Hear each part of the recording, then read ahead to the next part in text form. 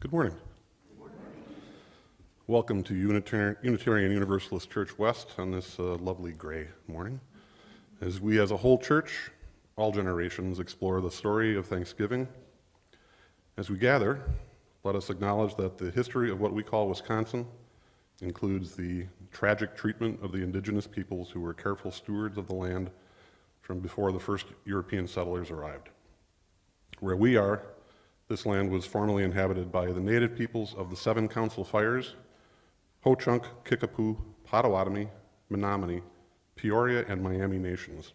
Of these, only the Forest County Potawatomi community currently has land rights, less than 7 acres of trust land in the vicinity.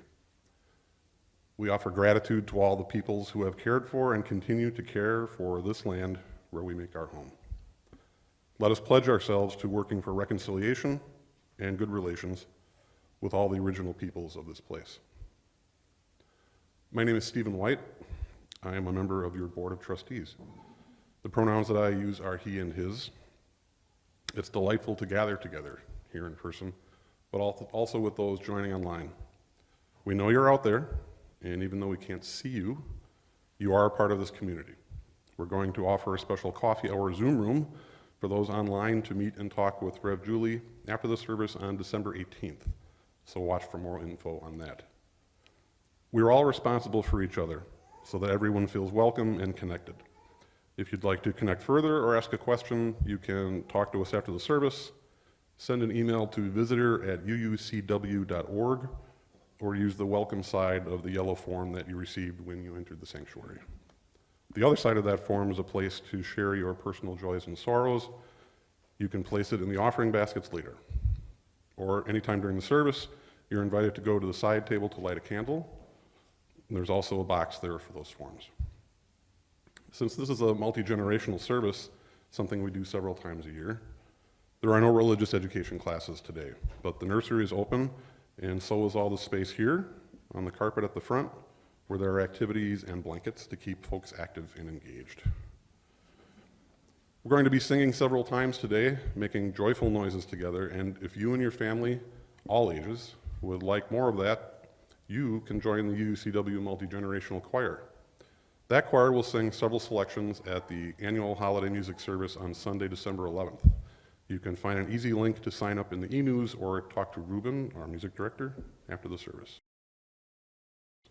It's really a privilege to gather together and to attend to things that matter in life. So let's sing a joyful song about gathering Enter, rejoice, and come in. This is number 361 in the Gray Hymnal. Please stand in body and or spirit and sing and dance along.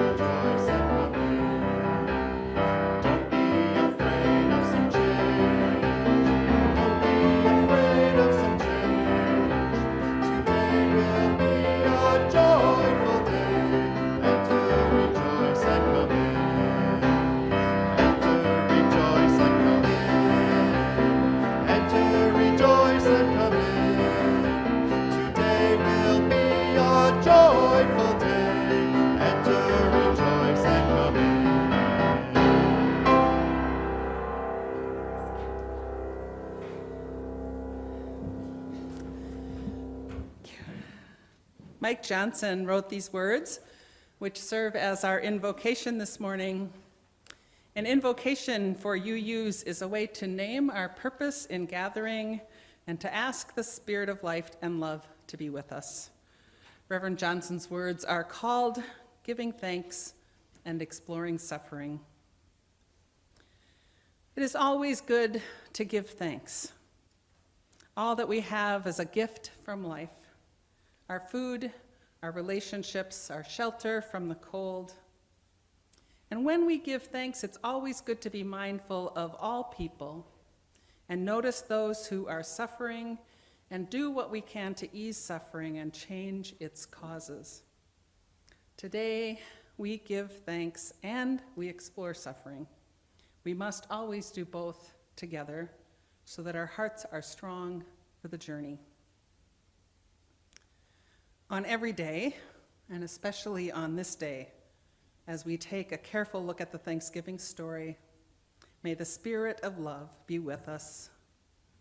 Come, let us seek the truth in love.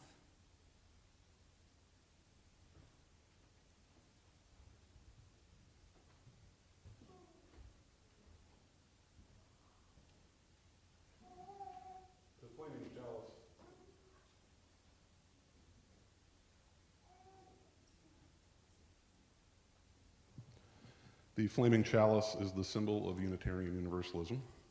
The chalice cup is a symbol of our common life, and it holds a flame representing what holds us together: the light of truth, the warmth of community, and the fire of commitment. Today's chalice lighting words are those of Katie Gelfand, and I invite you to join me in reading the words printed in your order of service. We light our chalice as a symbol of gratitude as we celebrate the abundance of our lives together. In the sanctuary, we harvest bushels of strength for one another and offer our crop with the hands of compassion and generosity. In the authentic and gentle manner of our connections, we cultivate a simple sweetness to brighten our spirits. May we be grateful for the ways we nourish and uplift each other, for it is the sharing of this hallowed time together that sustains us.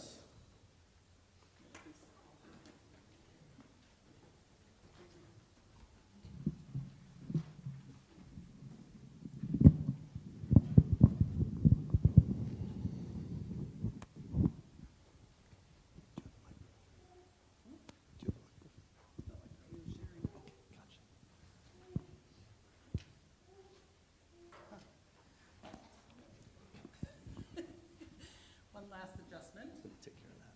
Can you? Okay. So, we said that today is all about changing the Thanksgiving story, but first we should perhaps be clear about the story that we want to change.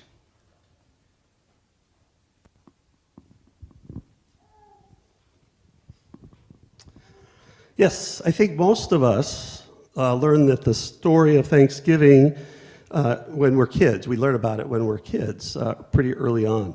But I'm not even sure what the different stories are that are being told and that people know and share with each other today.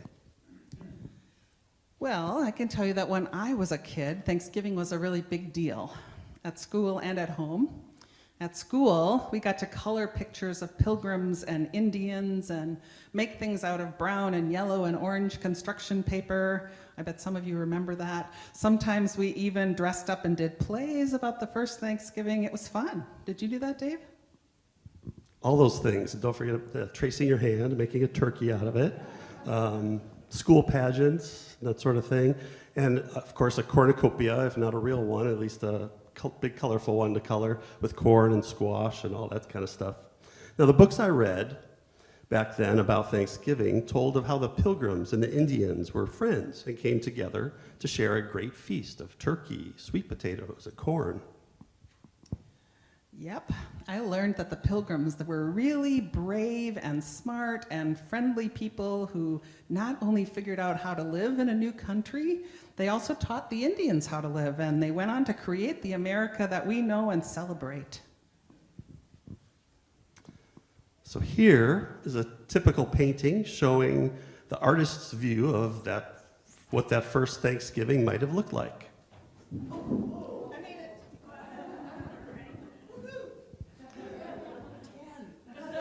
I'm thankful for that. So I think this picture reflects what many of us, especially as children, thought went on during that first Thanksgiving. So I think yes. So I'd like us to name some of the painting's messages. I was a former art teacher, so what do you notice here?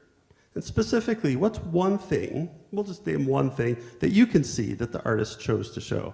Yeah. There's sharing. Okay, we see some sharing going over here at the left. Does anybody else notice anything that they'd like to point out? Yes, sir. The Indians are all seated. He's noticing that the Indians are all seated on the ground. Yep. Yes. Here's two different cultures. And what gives you that idea that there's two different cultures coming together here?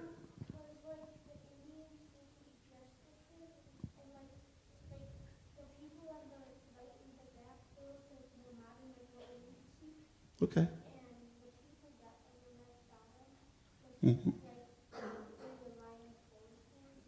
So the dress is very different, right, among the different peoples. Some are bare-chested, wearing bird feathers and that sort of thing. Others are wearing clothing that we're a little bit more used to using, more European looking, that sort of thing. Yes. Is there anything else that you notice in this picture? The longer we take a look at it, the more we see. Yes? The white woman serving the Indians.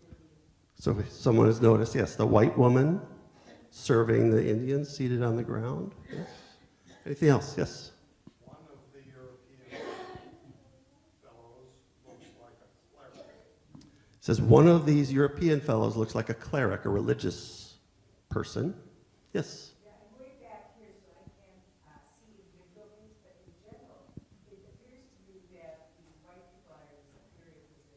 Okay. Just in general, this person who's sitting in back and can't see details can still make out that the Europeans, the immigrants in this case, right, the white people, seem to be in a position of superiority somehow, perhaps, how they're placed on the picture plane. So these are all wonderful observations. And chances are very high that this is a romanticized view of that event. Now, romanticized means that we create a picture, either in our minds or here on a big canvas, that's prettier than it probably really was in real life. Reality isn't usually so clean and simple and nice. You know, there's an old hymn that's traditionally sung at Thanksgiving. It's in our hymnals at number 349. It has some updated words in it that might not be familiar to you. Let's sing it together as we look at another artist's take on Thanksgiving. And go ahead and stand if you want to sing.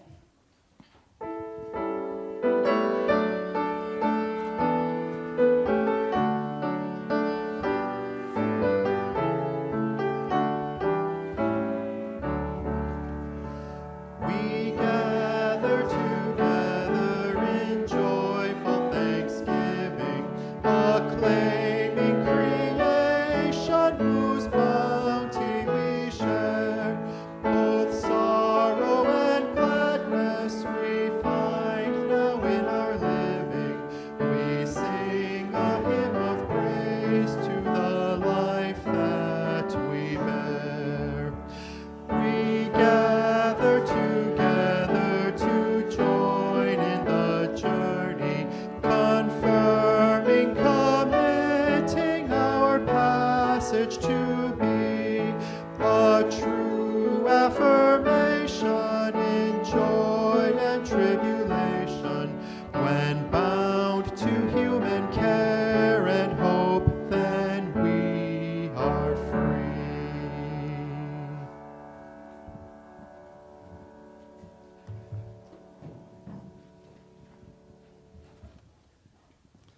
I remember learning that hymn a long time ago in a different church, and it had much different words. I had to follow those pretty closely here to make sure that I was singing the ones that we're all sharing today. And I understand that sometimes we adapt or change things when they no longer match our understandings. Right, like we've changed the words because our perspective, maybe even what we believe, has changed a little bit. And this could also be true when it comes to what we know about that first Thanksgiving. Like, I've recently learned about the more accurate historical record and about the Wampanoag people. That's the tribe who lived where the Pilgrims first landed. For one thing, it was really the indigenous people who helped the new arrivals, not the other way around. The Pilgrims arrived in the winter, December of 1620, and they actually stole food and crops in order to survive. The first spring, a Wampanoag named Tisquantum befriended the English, showing them how to fish and plant corn and gather berries and nuts, and they actually signed a treaty of mutual protection. But that fall's first Thanksgiving meal was not something that the Wampanoag were even invited to in advance. What really happened is that the Pilgrims were shooting off guns in celebration of the harvest, and the Wampanoag showed up to investigate, thinking that maybe they were being attacked. And when they were then invited to join the celebration, it was clear that there really wasn't enough food for them, and so the Wampanoag men went out and brought back 5 deer, and they celebrated together for 3 days. So while they really did truly share a meal together in 1621, it was not something that the Pilgrims hosted voluntarily, nor did it happen again, because their ongoing relationships were not good. They were not one big happy family. So the Native people don't remember the first Thanksgiving the way that I was taught, and maybe the way some of you were taught. So it's kind of like Columbus Day too, isn't it? So I was encouraged to celebrate in October the European explorers who came to this continent in 1492. But since then, truths have been shared more widely, especially how violently those explorers treated the people already living here. Invasion, forced slavery, stealing, those are not things to be proud of. So many cities and states, including Wisconsin, in 2019, have changed that holiday to Indigenous Peoples Day. Now, indigenous means having ancestors from an area, going back farther than anyone can really remember. Yeah, and actually for the Wampanoags and many other American Indians, the fourth Thursday in November is considered a day of mourning, not a day of celebration. Since 1970, hundreds of Native people from around the country have gathered at Coles Hill, overlooking Plymouth Rock, to mourn. and to name the atrocities and broken promises their people have endured. Now, this story is one of great complexity. You know, while the Wampanoags did help the Pilgrims survive, their support was followed by years of a slow, unfolding genocide of their people and the taking of their land. White people have most often been taught a simple story of celebration, but we now know that it was also a story of trauma. That date in 1970 that Reverend Julie referenced was actually related to a Thanksgiving day that I remember probably most vividly out of all of them. It's a day I spent not traditionally with family at a large dinner table, but on Alcatraz, an island near San Francisco. This started with a pre-dawn ferry ride to the former prison. It's now a national park, The Rock. And we gathered around bonfires lit by our Native American hosts. Individuals from the area all came together to hear prayers of remembrance and stories of the first Thanksgiving from their point of view.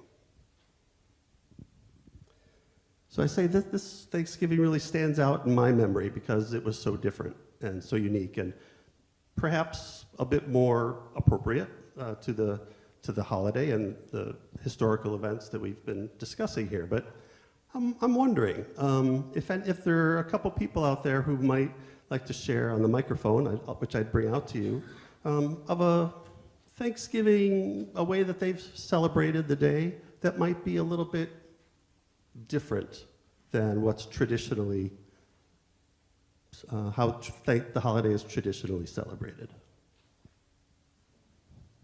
Anybody just like to share just a short statement of an alternate way of celebrating the holiday that they've experienced?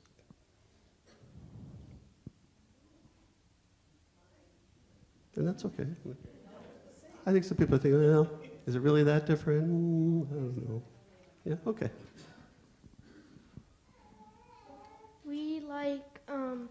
We've gone to the resort and we like hiking on Thanksgiving, but this year we didn't get to that. Okay, thank you. Yeah, so spending a day out with the family, out in the woods, yeah. Is there anyone else have an experience might be just a little bit different than the usual, so to speak? Okay, we're going to come out one more.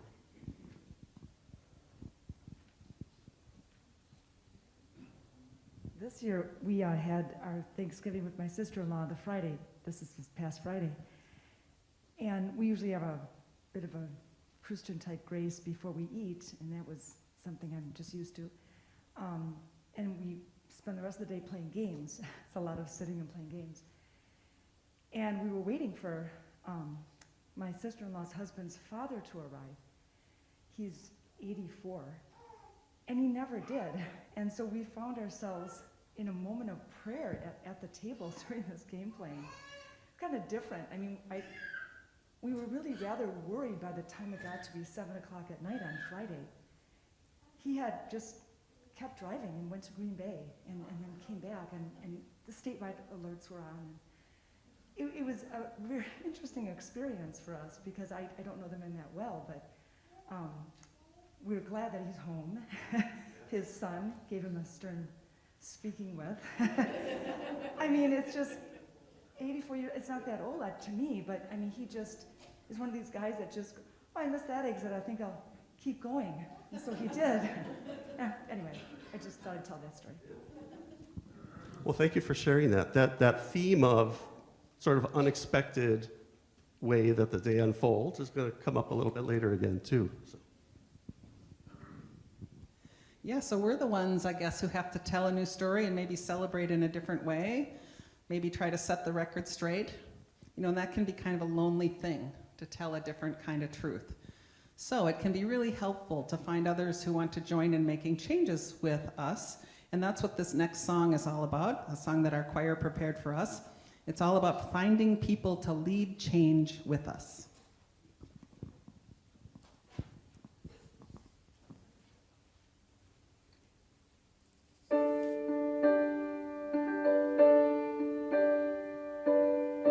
We've been looking for a song to sing. We searched for a melody, searched for someone to lead.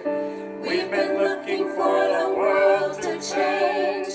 If you feel the same, then go on and say, if you're out there, sing along with me if you're out there. I'm dying to believe that you're out there. Stand up and say it loud if you're out there. Tomorrow's starting now.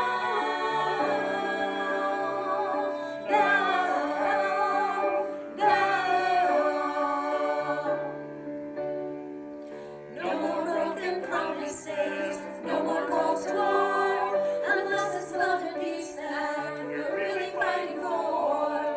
We can destroy hunger, we can conquer hate. Put down the arms and raise your voice, we're joining hands today.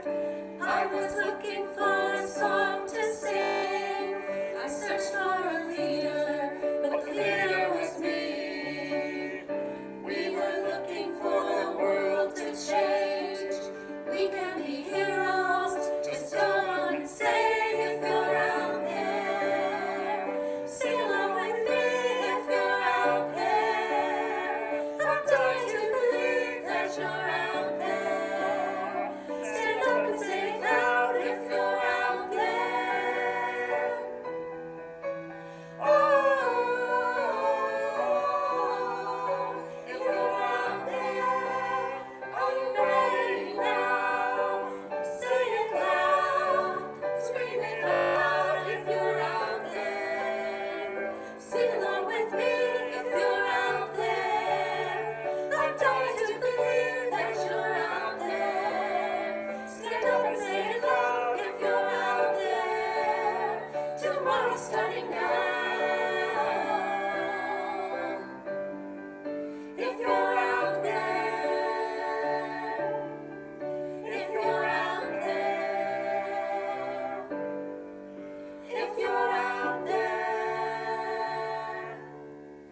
if you're out there, if you're out there.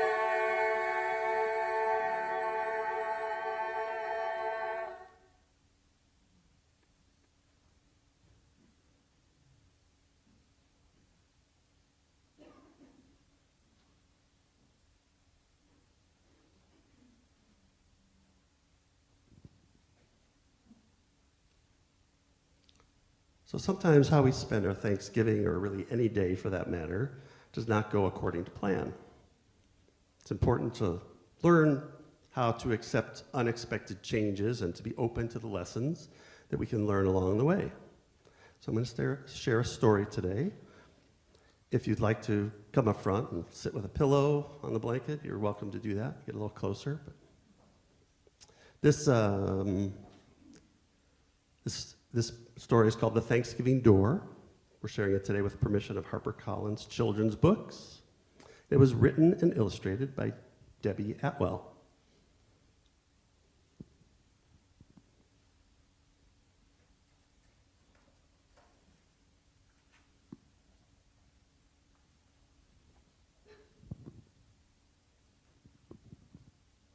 Thanksgiving Day. Ed and Anne were home alone. And then, oh no, Anne burned the dinner.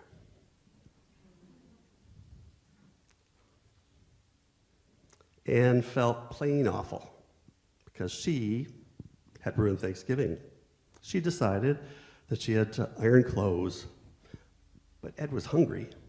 Well, let's go see if that new restaurant down the street is open, Ed said. Oh, all right, said Anne, but it won't be the same. The door to the New World Cafe was open.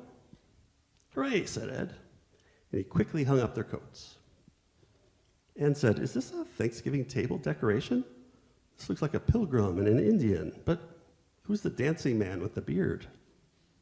I'm not sure that we should be here, Ed. Nonsense, replied Ed. Their door was open. Now, many unhappy eyes peered through the kitchen door. "This is horrible," Leon whispered. "Who left the front door open? We can't have customers today. Our party will be ruined."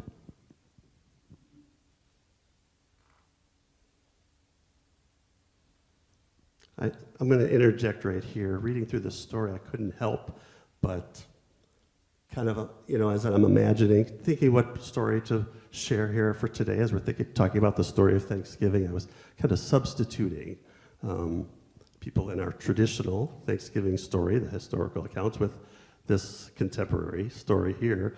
And I thought it was kind of fun and clever how we'll learn the immigrants who have opened the New World Cafe have opened their doors to this elderly white couple.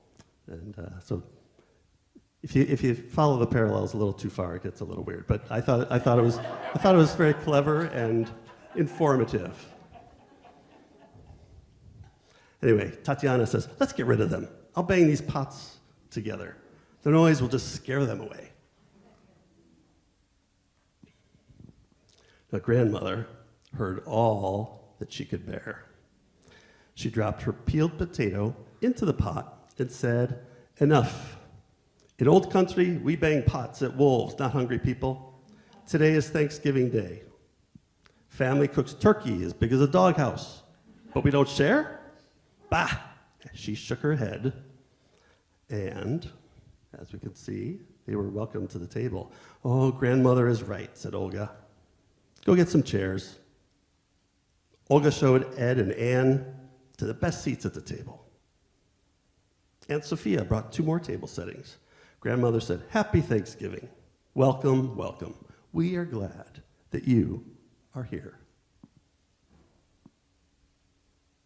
As Unitarian Universalists, we also like to think of ourselves as radically welcoming people. So it's another illustration of a way to do this.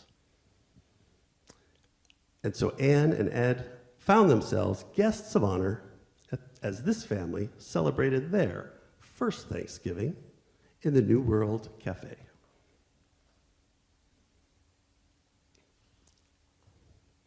After dinner, Ed asked for the check, but everyone pretended not to understand. No, we dance now. Please stay." Anne and Ed had never heard of a family dancing on Thanksgiving, but they were having such a good time, they just said yes. And so Ed followed the men upstairs to help move tables out of the way. Anne stayed with the women and got to hold the new baby, Sonia. Uncle Carl struck up the band, and the young dancers got things started. Soon, everyone joined in. Even Ed, who had never danced a lick in his life, he kicked up his heels. Anne loved to dance. She knew all the steps. She taught everyone the conga. In no time at all, they were dancing in one huge conga line. What a hit.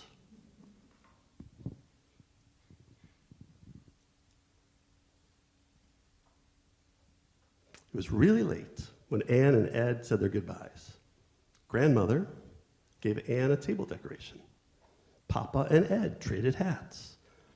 Anne gave her telephone number to Sonia's mother in case she ever needed a babysitter.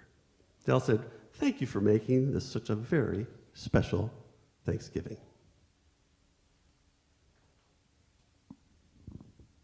And when it was time to lock up the cafe, Papa could not get the front door to close. When he looked down, he found a raw potato jammed under the door. "How did that stupid thing get there?" he asked. In old country, Thanksgiving door is like happy heart, opened up big and wide. Potato good for that, grandmother said. "You're right," was all Papa said.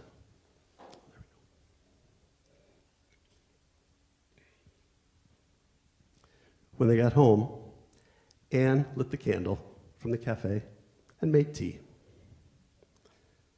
"What are you most thankful for on this wonderful Thanksgiving?" she asked.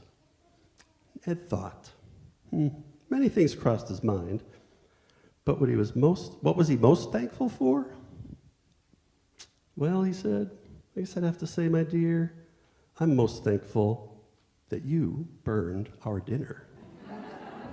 Oh, Ed, she said, me too.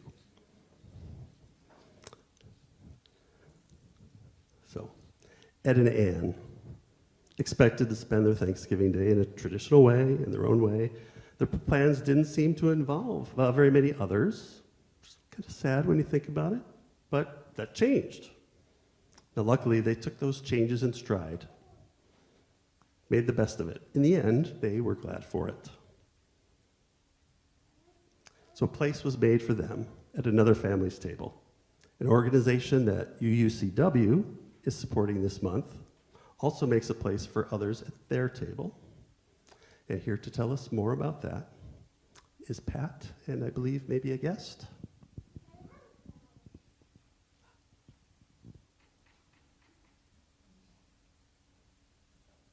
Julie, sorry. I'm going to stay off that podium. Oh, do I? Okay. Having broken my ankle in 4 places, falling off a step, I'm a little cautious. But I'll pay attention. I'll be mindful. Thanksgiving, gratitude, Black Friday seems to be some odd celebration of consumerism on the heels of Thanksgiving. But here we are the Sunday after, and we'll call it Giving Sunday. Each Sunday, undesignated offerings are split between UUCW and an organization that has been thoroughly researched by our Social Action Committee. I'm grateful for this committee's diligence in identifying a different organization each month for UUCW to increase the impact of our congregational generosity in our wider community. In November, our Split the Plate partner is Maida House.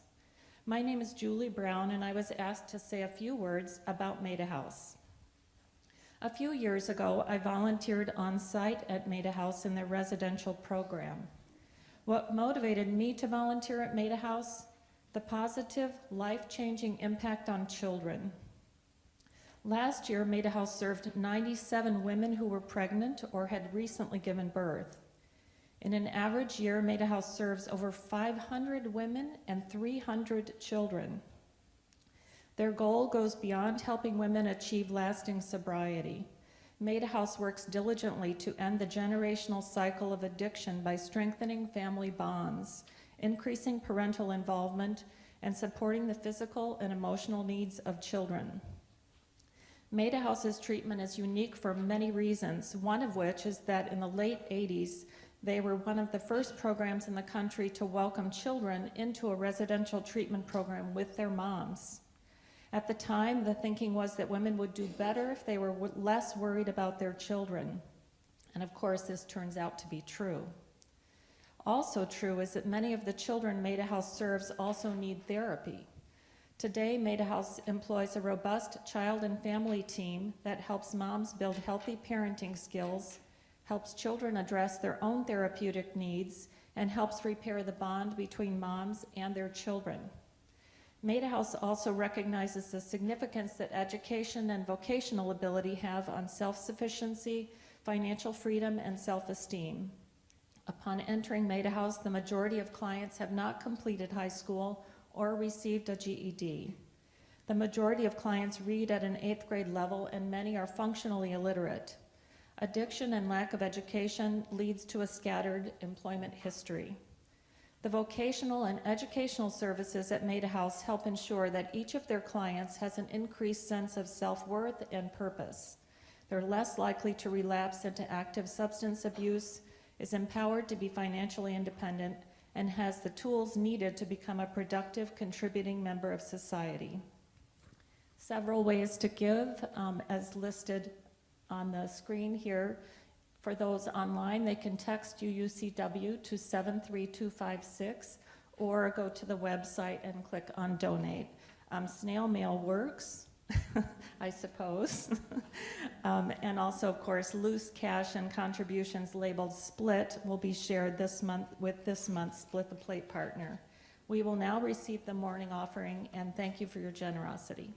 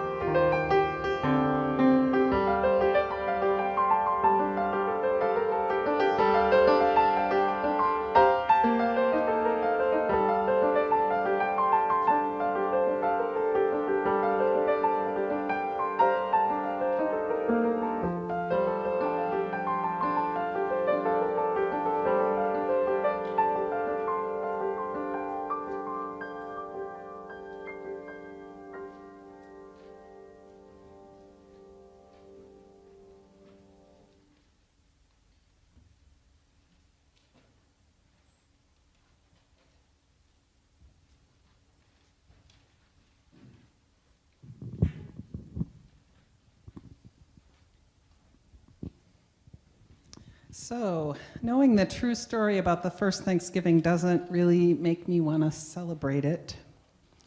I think it's a good idea to know more about the indigenous people and their story, because what we learned, it's actually really disrespectful and quite hurtful to them when we keep telling the traditional happy pilgrims and Indians story. It doesn't feel really good to know the truth, but I think we need to keep listening and learning and changing how we tell that story. So I wonder if that means we should stop doing Thanksgiving. Well, our knowledge of Thanksgiving and how and why we celebrate it has changed throughout the years. Yeah, like football and shopping. And we'll keep changing it. Some practices have become traditions, like expressing gratitude for what we have. Getting together with family, friends, hiking, making room at our tables for others, playing games, providing meals for those who can't themselves. These are all worth keeping.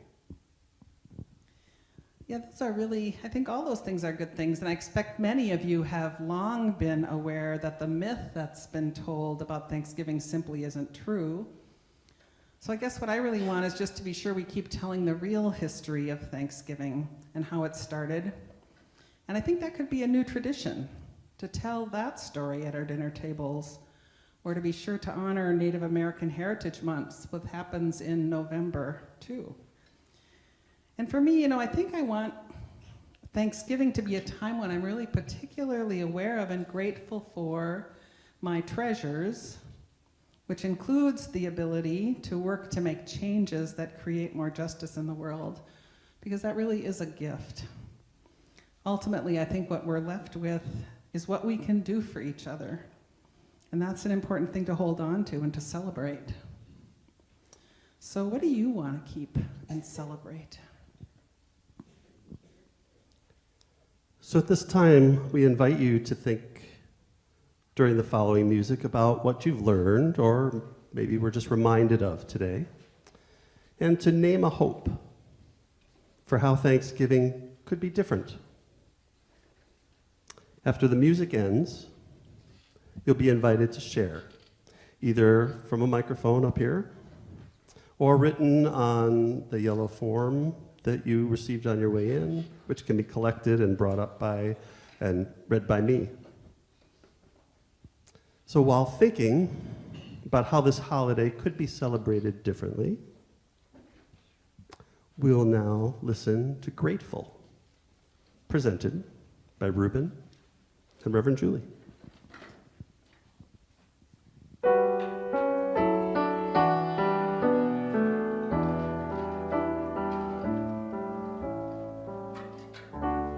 I've got a roof over my head.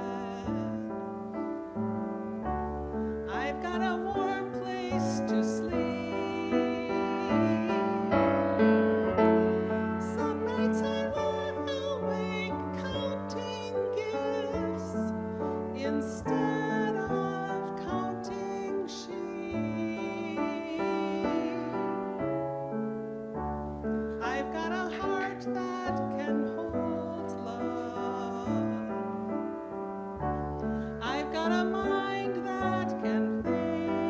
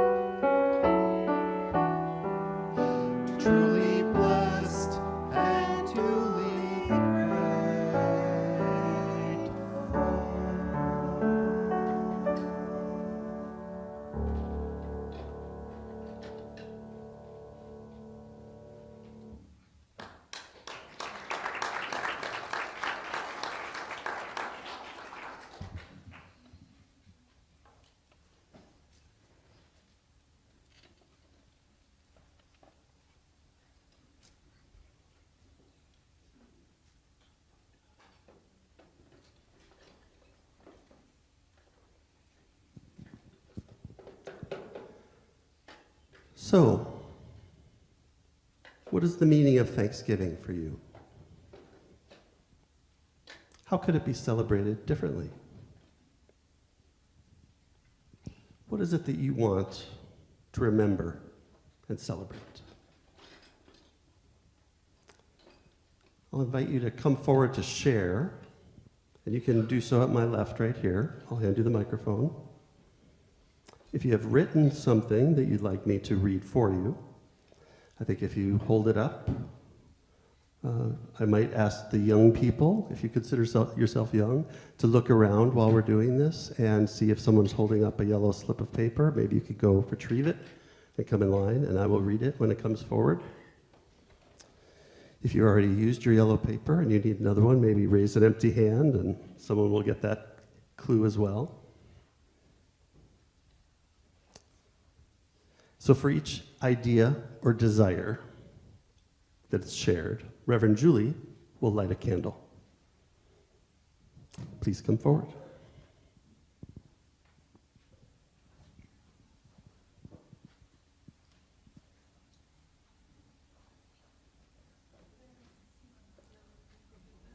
Thank you.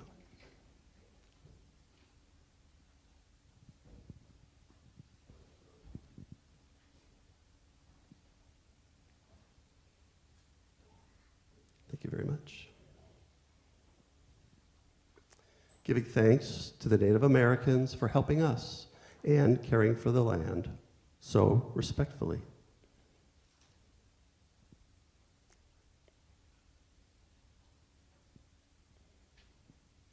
Celebrate memories where we've worked to make suffering less and make plans or practice together to make more positive change and create more love and caring in the world.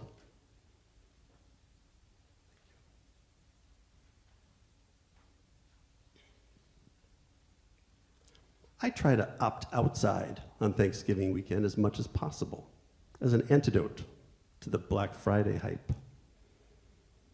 Opting outside is going outside, hiking, that sort of thing.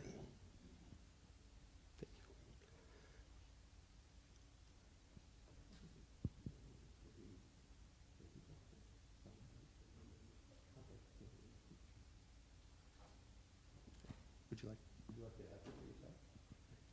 Continue to enjoy the outdoors away from the larger chaos of something starts with a D, sorry. With a driver? No, with extended family. Anyway, less is more. Smile in passing. Helping others throughout the year.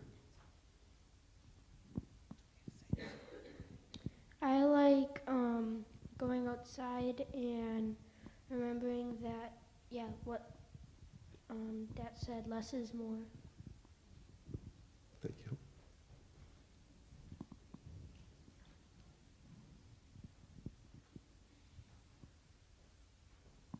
It's a prayer that I picked up somewhere along the line. I don't know the author, but it's before mealtime, but it's appropriate here in Thanksgiving time. As we make ready to eat this food, we remember with gratitude the many people, tools, animals, plants, air and water, sky and earth, turned in the wheel of living and dying, whose joyful exertion provide our sustenance this day. May we, with the blessing of this food, join our heart to the one heart of the world in awareness and love, and together with everyone realize the path of awakening and never stop making effort for the benefit of others. Amen, and thank you.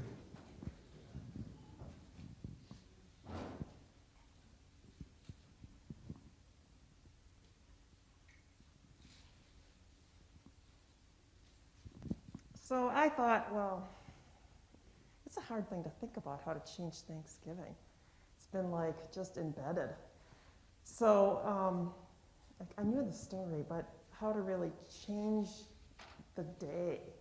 Like we had at our house, we had baked potatoes instead of mashed potatoes, and we heard about it. So changing anything is just like, so anyway, I just thought something as simple as lighting candles before you started lighting them. I thought, what if we did Before we had dinner, we lit a candle in hopes of reparations to the Native Americans, and one for family and friends, and one for equality and caring for everyone and the natural world. Thank you so much. In preparing, there's a lot of history about how it came to become a holiday and that sort of thing. We didn't go into all those minutiae, but thank you. So being a Gen Xer who happened to grow up in Madison while my dad was going to law school, I knew from a young age that the Thanksgiving story that we were told was not it. Now, they didn't get as gruesome as the genocide that we eventually perpetuated, but they did say, you know, if it wasn't for the Native Americans, we would have been toast. So I vowed at that point, when I was about 8 years old, that we weren't going to do Thanksgiving that way. So we don't talk about Indians and pilgrims at our house. But what we do make sure is that anyone that we know who doesn't have family to go to is welcomed, always. And that goes for all of you. If you don't have somewhere to go on Thanksgiving, come to my house. There's always way more food than there needs to be. You are welcomed at our table. Thank you so much.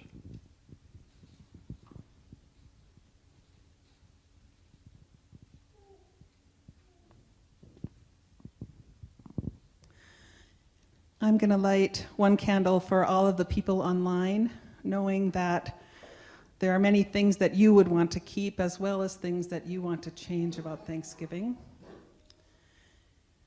And I'm also going to light a candle in gratitude for the freedom that we have to gather in this way and to revisit the past in order to honor its truths. Not tying it to only one particular Thanksgiving story, but recognizing the many reasons for gratitude and blessings that exist in the stories of the many peoples of this land.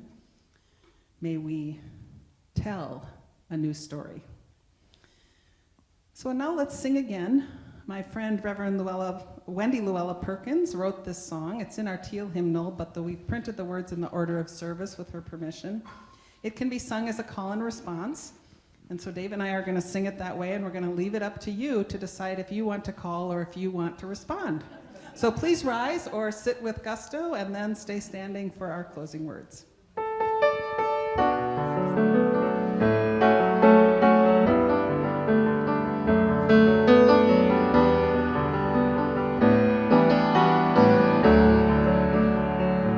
Oh, we give thanks for this precious day, for all gathered here and those far away, for the time we share with love and care.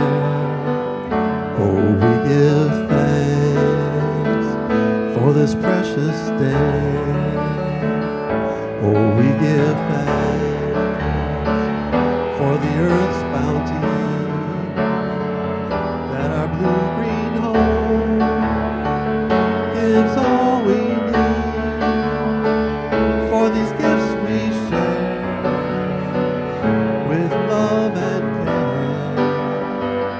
Oh, we give thanks for the earth's bounty.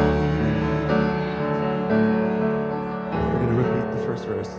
Oh, we give thanks for this precious day, for all gathered here and those far away, for the time we share with love and care.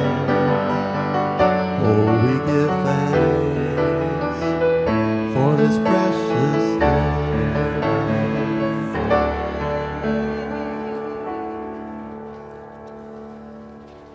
Come to the end of our service, and I have a few closing words, an abridged version of words written by Andre Moll. All that we share is sacred. May we remember, when I open the door to greet you, that is where hospitality begins. When I venture out to bring you shelter, that is where love begins. When I risk my comfort to ease your suffering, when I act against hatred and violence and injustice, That is where courage begins. When we experience the full presence of each other because of our shared humanity, because of our differences, that is where holy gratitude begins. May this space always be a table that is not complete until all are welcome, and where all that we share is sacred. May it be so. Amen. Amen.